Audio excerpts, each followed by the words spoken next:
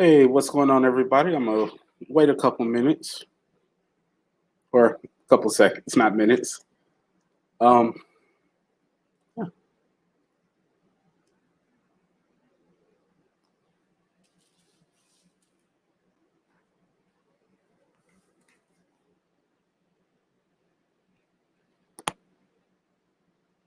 Okay. I was just got to make sure it's working before I get started. Oh, I was just got to make sure it's working before I get started. Seeing myself in 4K is disgusting. um, but hey, so that now that I know that it's working, what I'm doing today is I'm going to print out some documents and I'm going to go through the process of what I do to get the documents prepared for the signing, either the day before, right before, depending on when they send the documents. Just by chance, they sent these documents for my signing for one of my signings tomorrow early, so I can go live with you to show you what my process is for printing out the documents. I can't actually show you the documents or say the names on the documents, but what I will be doing is I will be what will I be doing? Oh, I'll be reading off the names of the documents. If there's any explanation that I give for the documents, and these are my explanations, I've never gotten any pushback for the explanations or and how I give them to the customers as I go through each document and what I do on every document to mark them up and show to get them ready for the signing the next day.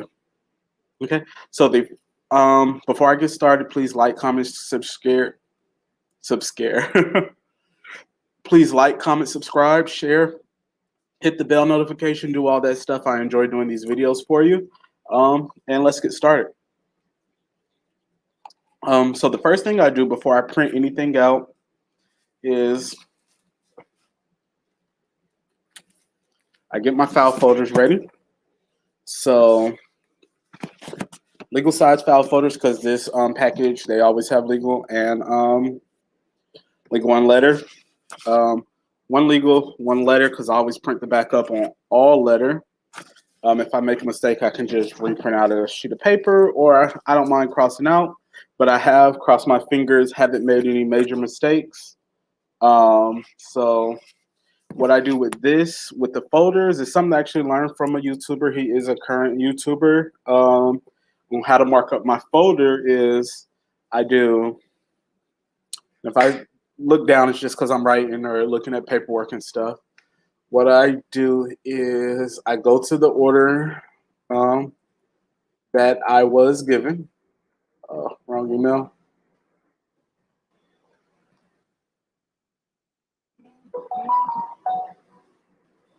All right. Oh, that's the wrong email too. Here we go. All right, and I write down who the signer is.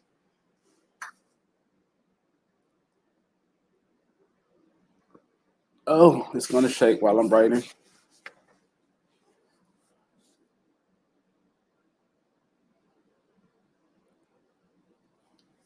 And then on the folder, I also start out on the first line right under the name. On the front of the folder, I put their address.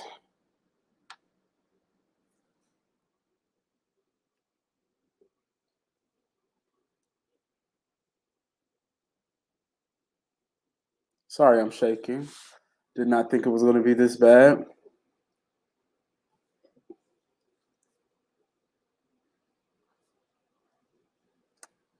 Okay, and then I put the appointment time, which is tomorrow, 7/19 at 10 a.m. I then put their phone number on here.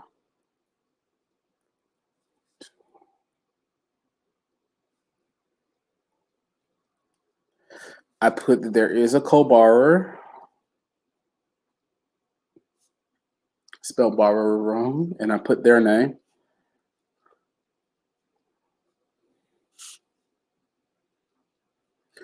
All right. And then right next to it, all that info I put what company, what's the signing service, and what shipper they're using, which will be FedEx 99% of the time for Notary Go. I've only had one UPS shipment for Notary Go, which was last week actually. Um, so now that I got that, I can actually print my documents. Let's see. Which I set up a folder for each documents for each person on my computer. This is actually the first repeat name that I got. So I had to put a number 2 after the person's name. Let's see. So I always print out the escrow documents first because those are all letter size sheets. I do have a dual tray printer, or I have a single tray with a multi-purpose tray that acts as a dual tray. And I do use that, and I do use it as a dual tray. But I always print my if it's all letter size, I use my single tray because the ink is much cheaper on that. So I save a little money by using my single tray printer. So you guys that started off with a single tray, don't get rid of your single tray because the ink costs on the single trays are way less than the ink costs on the dual tray printers, I have found out. But yeah, so I am going to print out the escrow documents first, and this is again Notary Go, so most of theirs are sent in 2 to 3 PDFs. This particular one was sent in 2 because the FedEx label was included with the escrow documents, and we're going to print. Let's see how long that takes to print.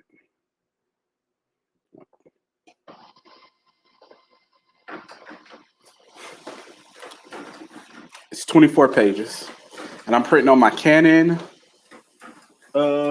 image class MF232. I'm printing on my Canon image class MF232.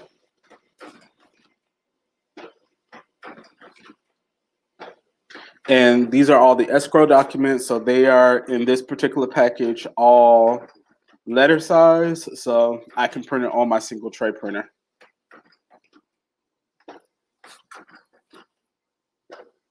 Sorry, my cat wants to join, and I don't want her to join. And she's going to come up here anyway.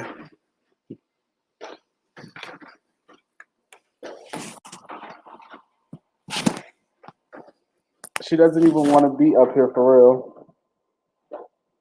All right, but I got to let you down because I got work. Oh, you're on the mic. I got to let you down because I got work to do, ma'am. All right, so the first set of documents finished printing. That was 24 pages of the escrow documents. And then let's see. And then I need to print it again because I need a second copy for the borrower.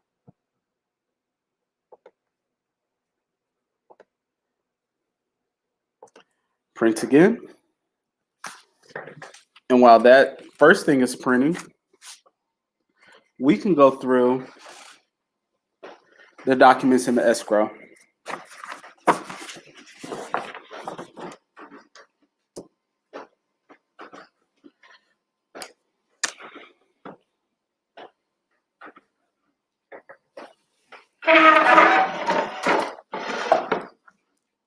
I don't want you guys shaking as much, so I'm going to use my little writing desk.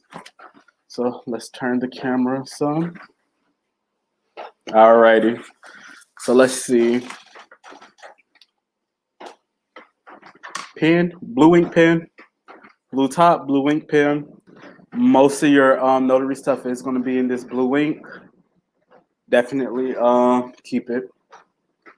Keep them handy.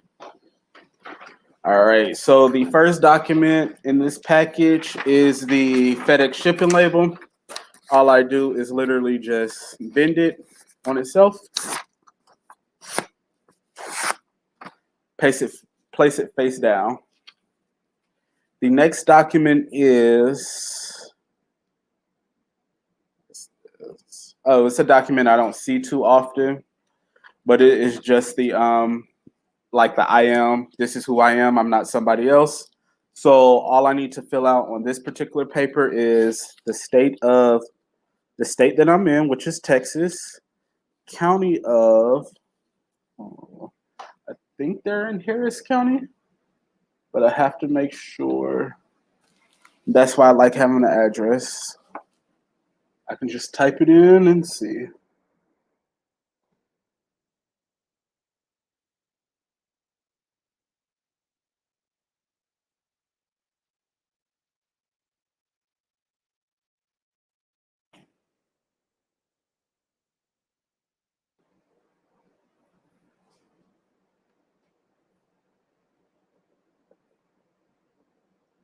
Okay, yeah. So they are in Harris County. All right. So I can see myself again.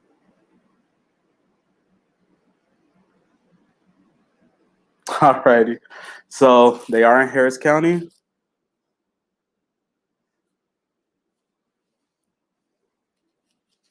All right. That's for him to do. And then I have a notarial certificate or a jurat on here, subscribed and sworn before. Then I just put, I can write in my name.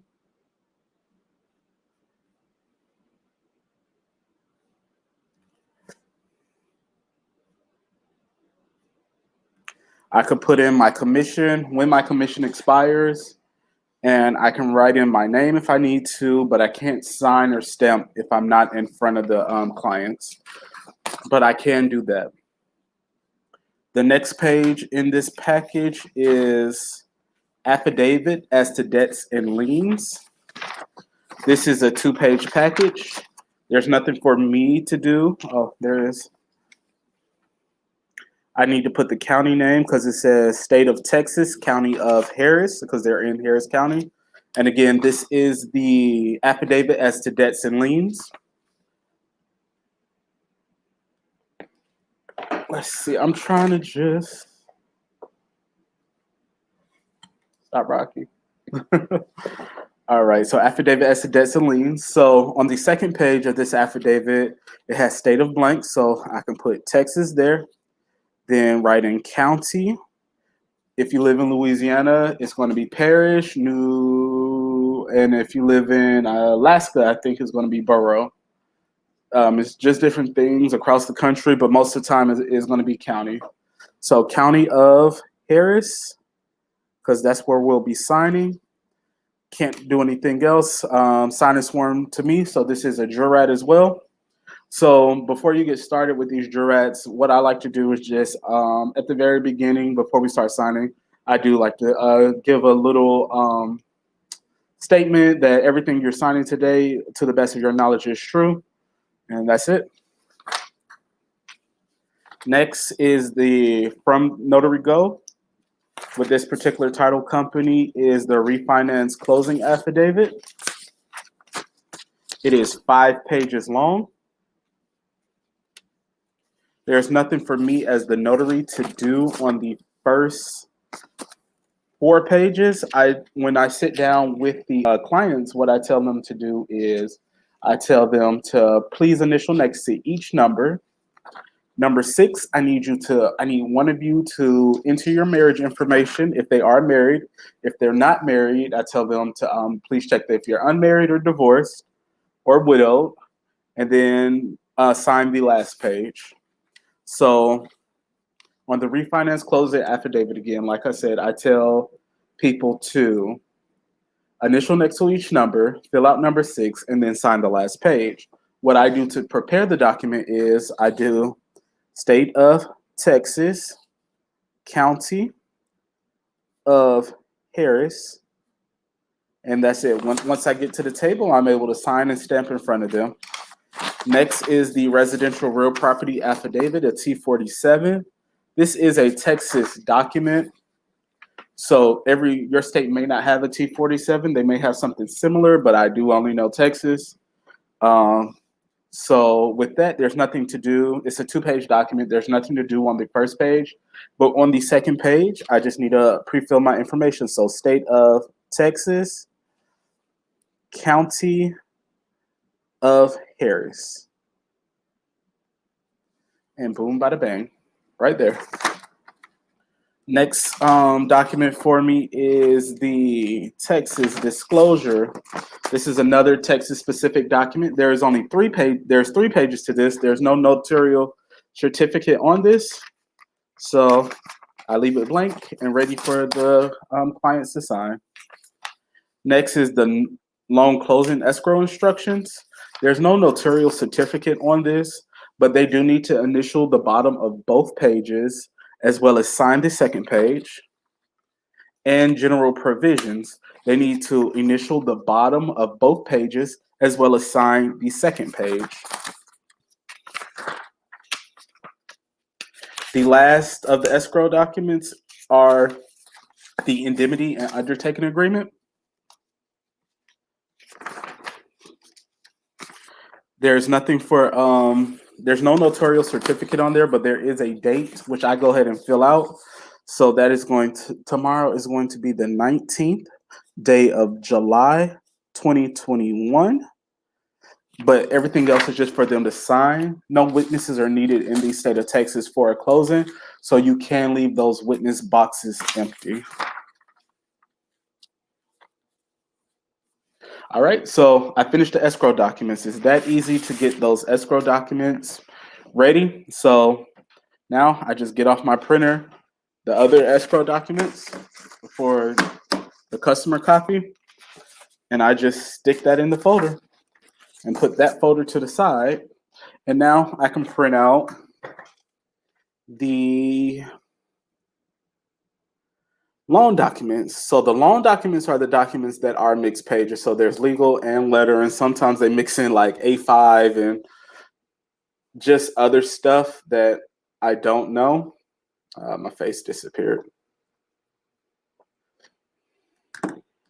So sometimes they'll mix in other stuff, other size paper. So just be careful of that. So like I said, I will be printing this on my HP printer. That is my dual or single tray with a multi-purpose tray that acts as a second tray. This particular HP 404, you can add a second tray. They cost about $150, but I got this printer for $199 off of Amazon. It said it was used, but it was actually brand new in the box. So definitely look out for those deals on Amazon. And again, it is the HP 404. It was $199. It's a single tray printer, but it has a multi-purpose tray that you can use as a second tray. And you can see that I have the legal sitting on the multi-purpose tray right there. And the letter is down here. So yeah, works out good. So let's go ahead and print that. So when you're printing with this printer, make sure you have the right settings. Make sure you have the right printer chosen. Pages to print is all. Page size and handling. You have to print this from Adobe. You cannot print it from your web browser. So that means you have to print pull your loan documents and download them onto your computer. You can't print them from Chrome or they won't print correctly. And then you need to have Adobe on your computer. And it does work in Mac as well, because my auntie had her first signing that was mixed pages, and she was able to print on her Mac. It took a little finagling, but she was able to get it. And I think she actually has a brother printer dual tray. But back to the sizing. So page sizing and handling, you need to put actual size. Make sure you have clicked. I have the wrong printer chosen. So actual size, then choose paper sort by PDF size, and uncheck print on both sides of paper. You don't want to duplex print. You don't want to print two-sided sheets. You want only single. All right. So now let's print. I'm going to hit the print button at 19 minutes and 20 seconds, and let's see how long it takes to print. All right. I just hit the print button. Takes a minute for it to warm up. And let's see how long it takes to print 137 pages. Don't embarrass me. But yeah, every time I get paperwork early, I always just sit down. As soon as I get it, I try to sit down and make sure that I make sure that I, mark it up so it makes my signings go faster. When I don't mark up paperwork, signings take about an hour. When I do have them marked up, the signings only take about 25 to 40 minutes at that. If there's two signers, it's about 40. If there's just one signer, it's only going to take 25 minutes. The printer still has not started. Oh, there we go. I was getting worried. Normally it doesn't take that long, but it has been sitting since Friday. So here we go. It's starting to work.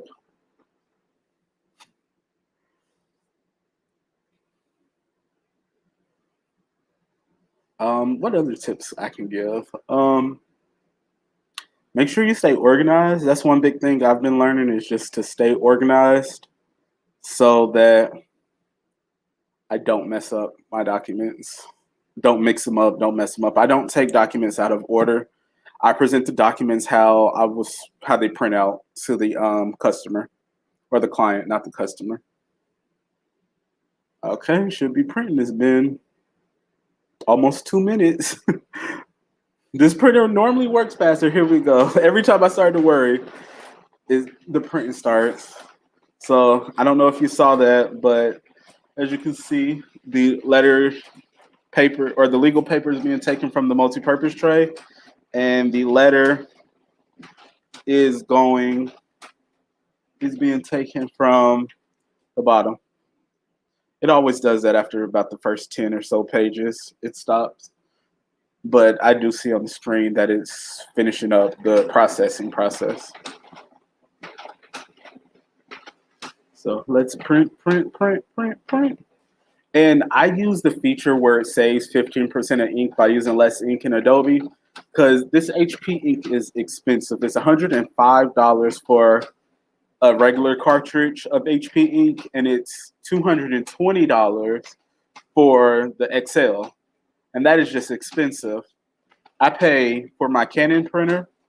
I use the off-brand ink. You can't use off-brand unless you know how to take the chip out. I can't take the chip out. But I use off-brand ink for my Canon printer. I get 2 for $14. So I just bought 4 for $28. It was $30 with tax.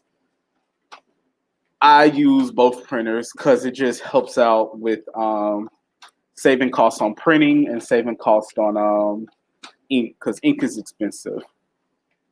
I have to buy some ink for this printer and I need to keep 2, but I just can't afford to buy 2 at one time right now.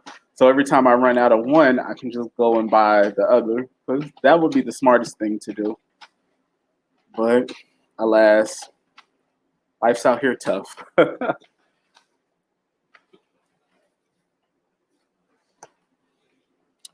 So we're still printing. It looks like we're about halfway through.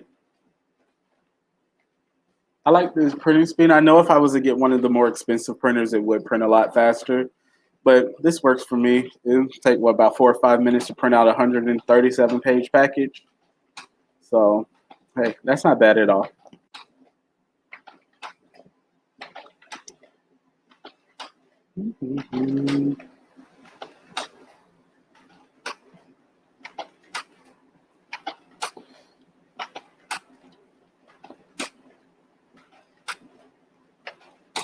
$137 pages. I'm silly. Sorry.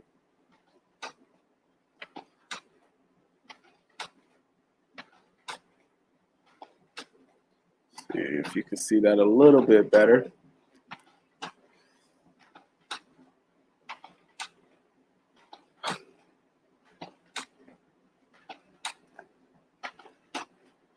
And normally it takes me probably about 15 to 20 minutes to actually prepare documents. But since I'm talking through this, I feel like it's going to take me just a little bit more time to prepare the documents. Sorry, I was moving the mic. But I really wanted to share just how I do it so other people could possibly do it my way or choose to do it their own way. There's a lot of different ways you can do stuff. The only thing you really need to do the same is stamp everything. But there's multiple ways to win the race with being a notary. So Yeah, it doesn't look like it's printing, but it's still printing. And that's it. That took 5 minutes with the 2-minute hold time.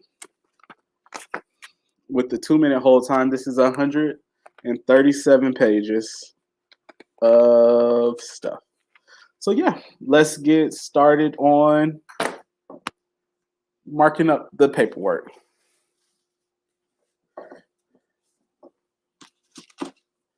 All right, so with this Notary Go, with this particular company that uses Notary Go, once you print out the loan documents, the first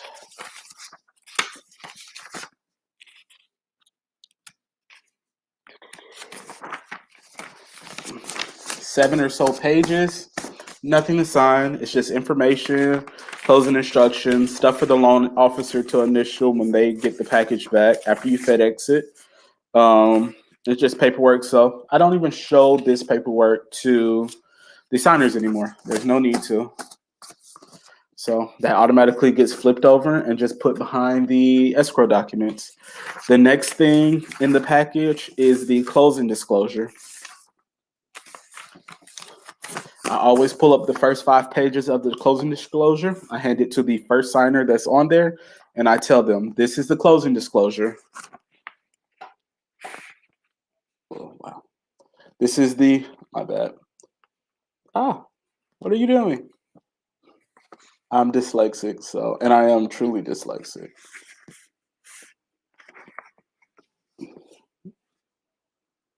So this is a closing disclosure.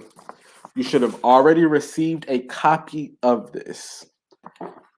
This copy should be the exact same copy as what you've received. Nothing should be different. I need you to sign the 5th page. That's all I say to them.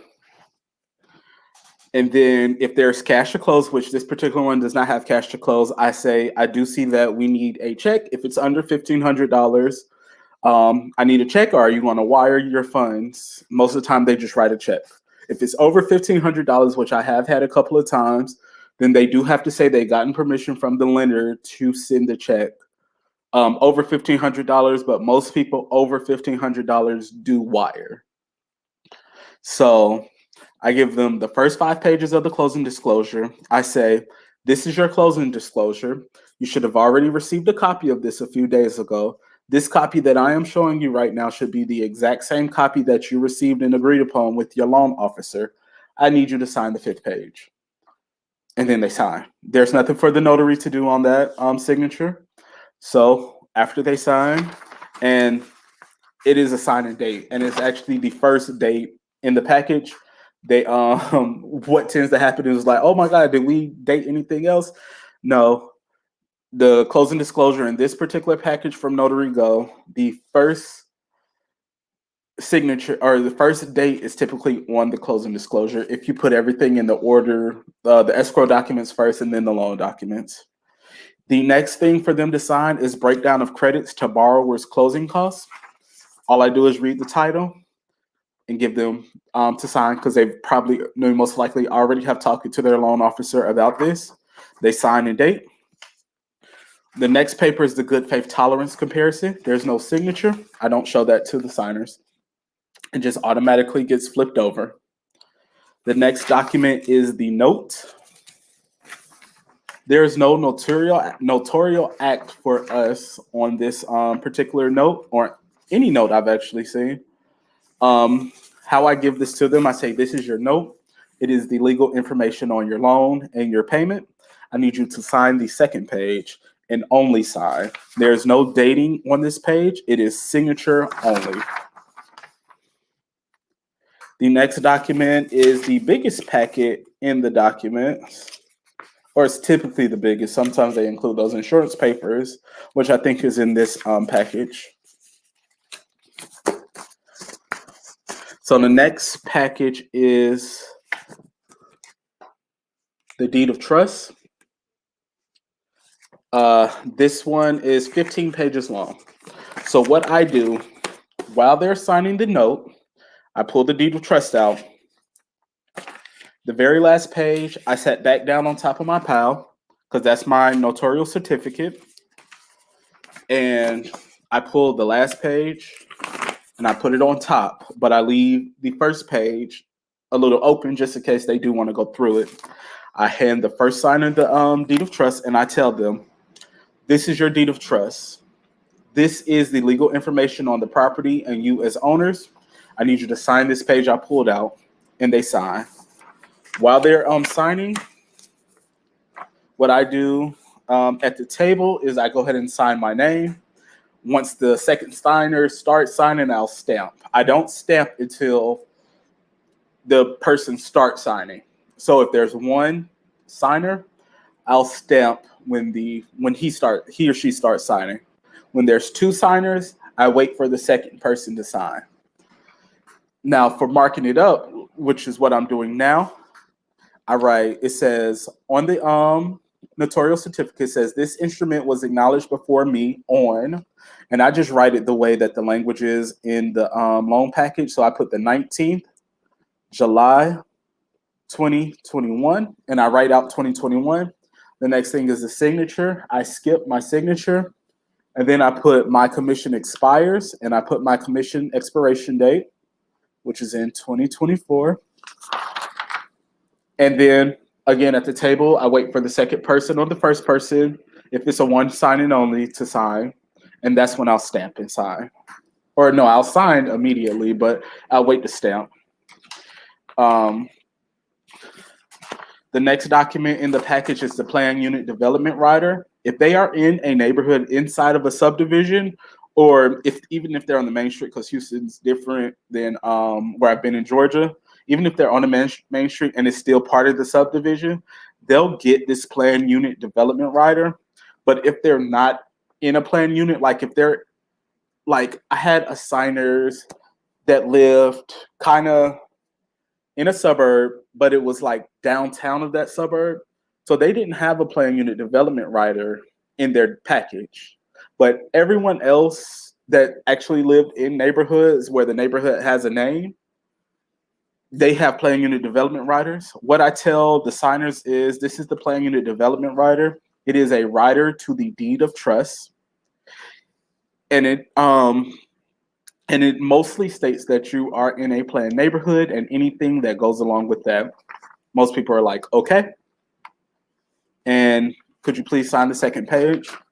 There's nothing to notarize on that second page for me. So once they sign, we go forward.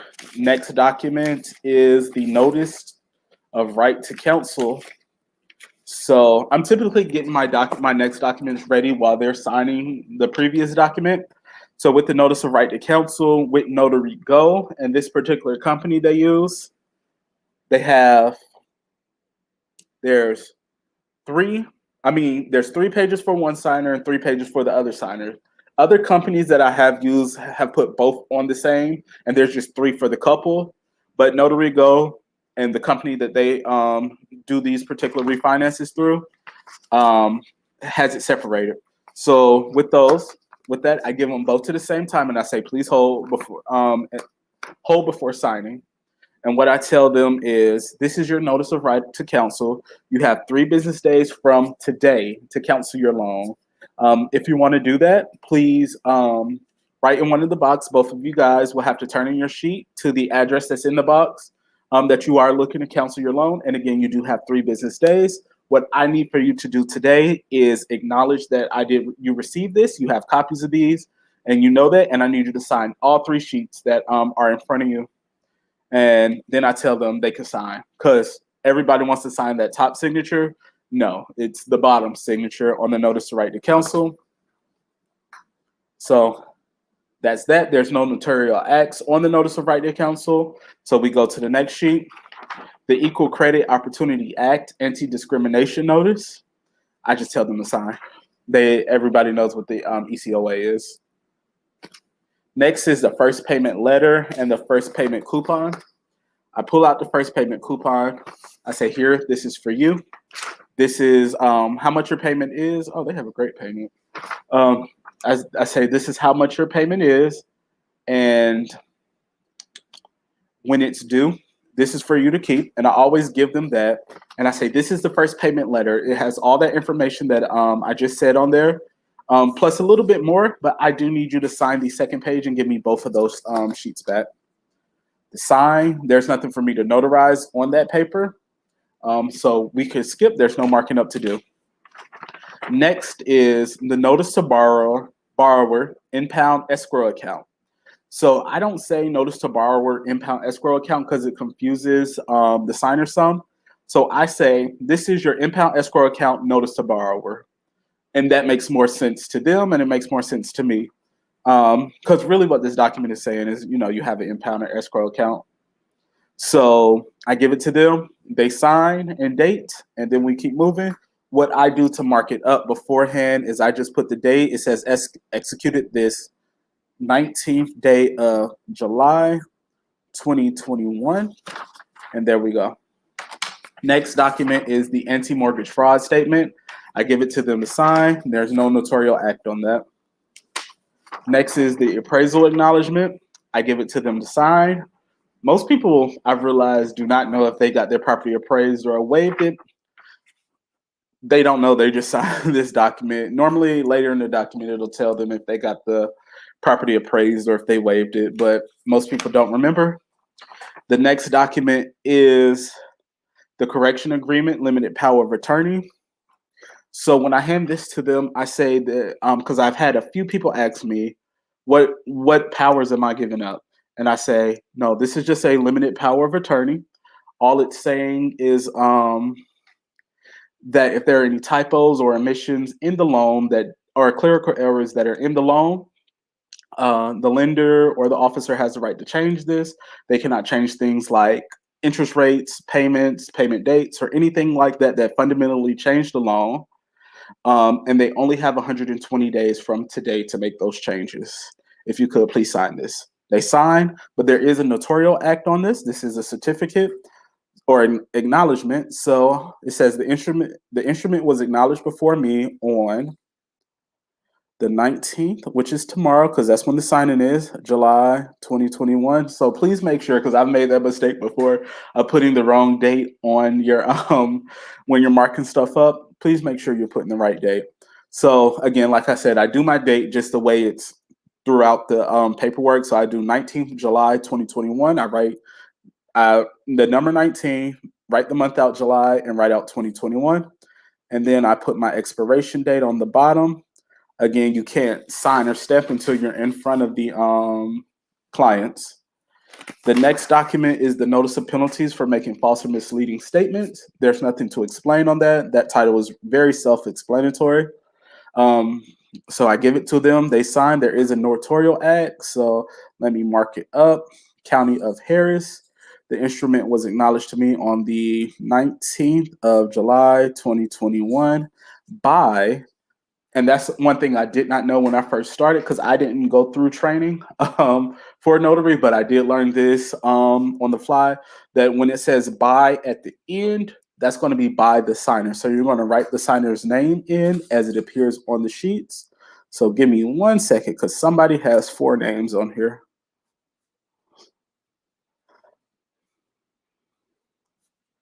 And Maria, oh, I'm sorry. Oh, we share a middle name.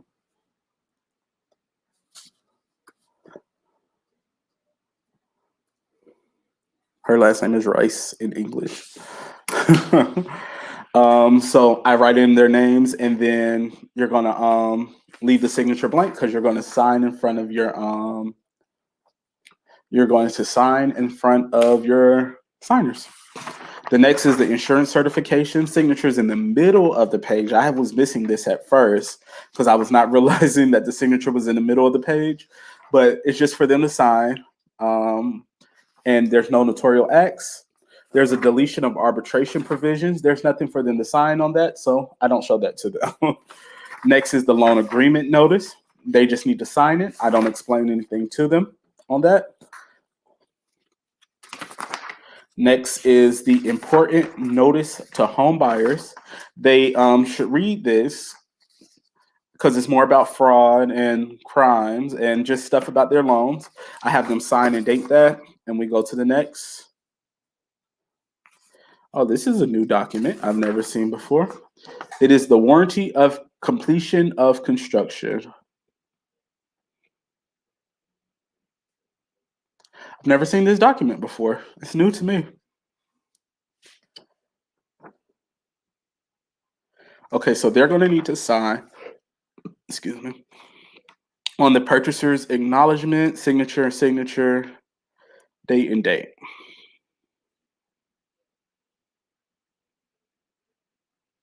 Okay, so it's just a basic HUD document, but I've never seen that before. Important warranty of completion of construction. That's a new document for me. Never seen it before. And I've done over 100 signings for this particular company with Notary Go. Next document is the initial escrow account disclosure statement. On that document, I hand them the first page because that's the escrow information. They typically will go over that just to make sure that their taxes are covered for the year. And then they sign the second page, sign and date the second page. The next packet is the amortization schedule. Right here. Can't see, I don't want you to see their names, but this is the breakdown of their payments during the course of the loan. Looks like they have a 30-year loan. Yeah, they have a 30-year loan. And I don't show them this. I used to show them this, and it just took like 4 or 5 minutes for them to go through it. So I don't show them this because there's nothing to sign on this particular amortization schedule. But I have some companies, and make sure you're always paying attention because different companies have different rules. Some companies, and a few of them, have you sign the amortization schedule or even just initial it. This particular company from Notary Go does not have that. So I don't show them that. If they don't have to sign it, they don't have to see it, and they have a copy of it in their customer copy if they want to go through with it. Next is the Texas Collateral Protection Insurance Notice. It's just for them to sign. I don't explain nothing to it because the title is pretty self-explanatory. Most of the titles on these documents are very self-explanatory. So you don't have to explain these documents. We're really not supposed to be explaining a lot of the documents. I do explain some of the documents that I get questions on, like that limited power of attorney, but I explain I pretty much state the exact words that are in the bolded part that says what the power of attorney is for. I don't add anything extra. Next document is the hazard insurance transfer letter. Nothing for me to stamp or sign on this. So I just hand this to them and have them sign it. The next document is something for me to sign. It is the compliance agreement. I don't say anything. I just say the title of the document. It's pretty self-explanatory if you do want to take the chance and read it. But I do have a notarial certificate on the bottom. So let's see. This instrument was acknowledged before me on the 19th of July, 2021. And I put in my expiration date. Next document is the occupancy agreement. I can't get it. I be having these troubles at the table as well. But the next document is the occupancy agreement. I hand them the first page. They sign it. The second page is just my notarial certificate. And again, I just put the date, 19th of July, 2021, 12. I'm sorry, don't want to give my commission date up. Now y'all know it's in December though. And I like to mark up these documents beforehand because I don't have to rush to put the documents in. Typically, if I rush, my handwriting is very sloppy. So having to do this, I could do it neat and slow at my own pace. The next document is the mortgager's affidavit. They have a signature on the second page.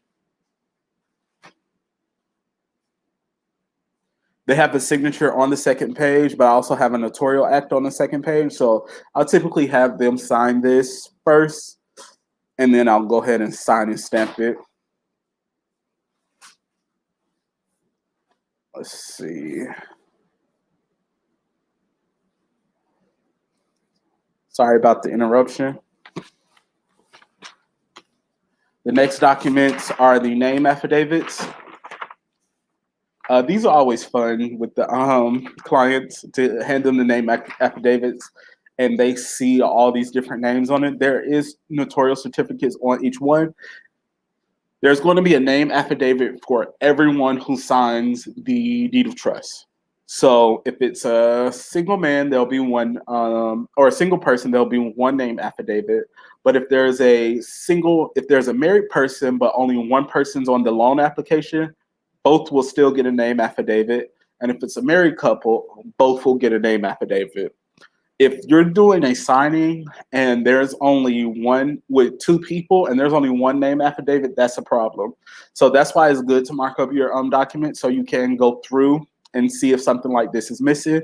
This is a two-signer signing, so I expected to see two name affidavits. So of course I'm going to write in the notarial certificate my information.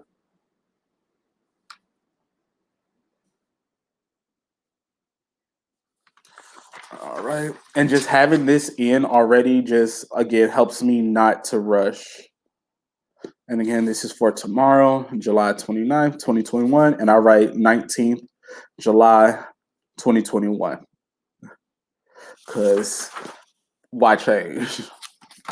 Tax information form, there's no signature on that, so we can flip that document over. Next is the contact preferences. This isn't anything important. It's just saying that the lender could contact you via email, text, all that stuff. I do ask them, could they read the statement, check the box, and then sign? They sign. I've never had nobody not sign. Next set of documents is the authorization for the Social Security Administration to release your Social Security number verification.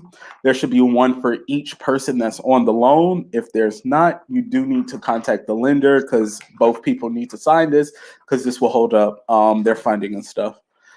Signature is in the middle of the page. There looks like there's a lot of blanks on this paper. All they need to do is sign the signature and date. There is a statement that says the consent is valid for blank, days for date, sign blank. I've only ever had one person put something in, and like I said, I've done almost 100 of these signings. And so that consent, shortens the window of how long the Social Security Administration can release the Social Security number. So they do have to be aware of that if they do put that in. All right, so next we're on to the loan application. So when there's one borrower, I just pull out the whole loan application. When there's two borrowers, I do it one sheet at a time. This particular signing I'm doing, again, is a two borrower signing. So what I do on that is I pull out the first sheet and say, I need you guys to initial under type of credit. I do two initials unless otherwise stated. I do both people initialing in the type of credit if it's joint credit. I've seen in many, many different places, many people saying different things that only one person, the person on the loan application, needs an initial. I was told by this company that both people need to initial. So that's what I do. That's why it's always important to read the notary instructions, just in case your company says only one person needs to initial. This company wants both people to initial, so that's what I do. So I'm applying for joint credit. Total number of borrowers is 2. I have both people initial. And then I skip to page, I think it's 7. Yeah, it is. I pull out 2 through 6, set that down, then pull out the acknowledgement and agreements page in the loan application. I say, this is the application that was put in to get you approved for the loan. I need you to sign this page. They sign it, boom, bada boom. Demographic information. This particular company does not want you to, or does not require that you initial the demographic information. Some companies do. Just make sure you read those notes. So we're going through the still going through the application. Then I get to the HUD addendum to uniform residential loan application. There's no notarial acts on this. There's no notarial acts in the application at all. So I get them to sign in the order that they appear on the thing. So borrower 1 needs to sign on the first and second page. Borrower 2 needs to sign on the first or second page as the co-borrower. They do that, and then we get to the second part of the application, which is for the co-borrower. Again, I have them initial.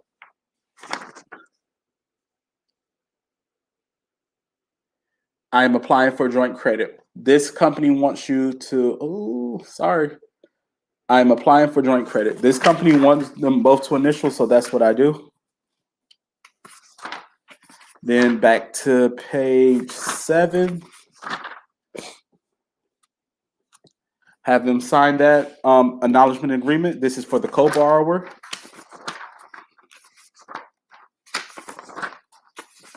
And then we're back to another HUD addendum to uniform residential application. I have them sign this second set the same way they signed the first. So I have the borrower sign the first on both pages, and I have the co-borrower sign the second, even though this is the co-borrower's residential loan application. And we are finished with the application. The application is thick. Next, they typically add a few pages of their homeowner's insurance. Luckily, these people's homeowner insurance was only 3 pages, but I've gotten the whole insurance book before, and I was so upset about that. When it's 3 pages like this, I just have them initial each page. When it's more than like 5 or 6 pages, I have them initial the first page, and I have them initial the last page, because I don't think they're going to go through and check every page, and I've never had any pushback. And when it's a thick book like that, I always clip those together. So when they get back to Notary Go or the lender, because sometimes they go either places, you got to do. They could just have that book and know, the first page and the last page is initial. That means the signers knew that was their insurance.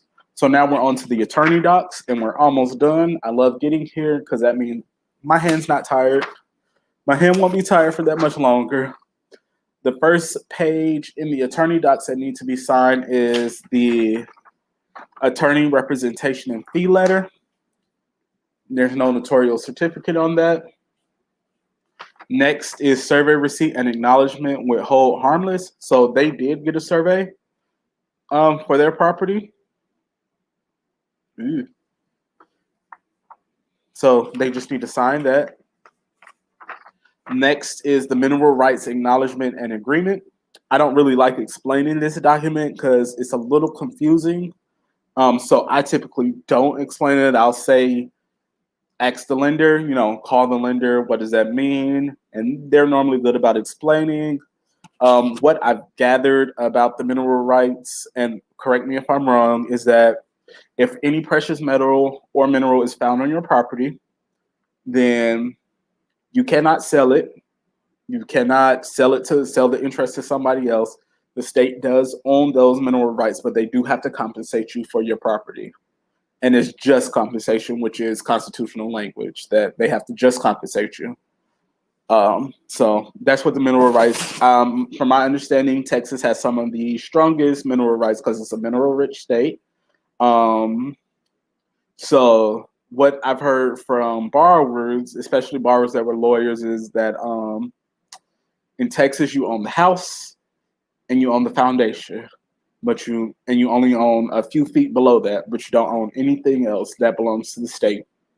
So that's what I heard. Just correct me if I'm wrong, but I really don't explain that either to the borrowers because I'm unsure about it. I don't want to seem like I'm giving them unsure information. But there is a notarial certificate on this. So this one, you're going to do the same, 19th day of July, 2021. But you have to write in their names by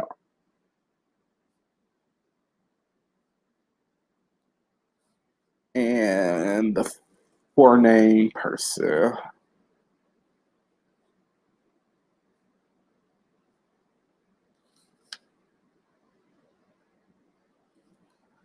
And then I can write my name in, print it, because these attorney docs, they want you to write your name in, print, and sign. But I won't sign until I'm in front of the borrowers and then my commission expiration date.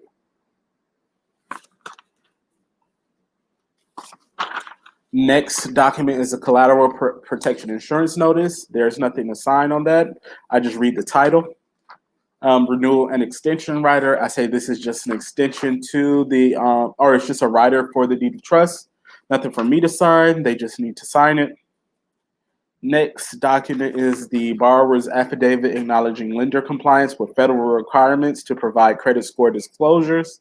I didn't see their credit scores in here, but most likely they got them. There is a, because this is an affidavit, it does have to be notarized. And it says subscribe as form to before me on, 19th of July, 2021 by, and their name is already typed in. I wish it was already typed in on the other sheet because these people have a lot of names. I put my expiration date. It says Notary Public, State of Texas, and then I just print in my name under that, and I'll wait to sign in front of them. Next is the appraisal notification and acknowledgement. On this particular document, I tell them to read both statements, check or initial the one that applies to you. If neither, you don't have to, but sign afterwards. Most people have waived their 3-day delivery of their appraisal, but these people got their house appraised, or it was part of the requirements because it looks like they have an easement on their house. Next document is notice of penalties for making false and misleading statements. We've already signed one of those today with the signer, so you just got to write your information again.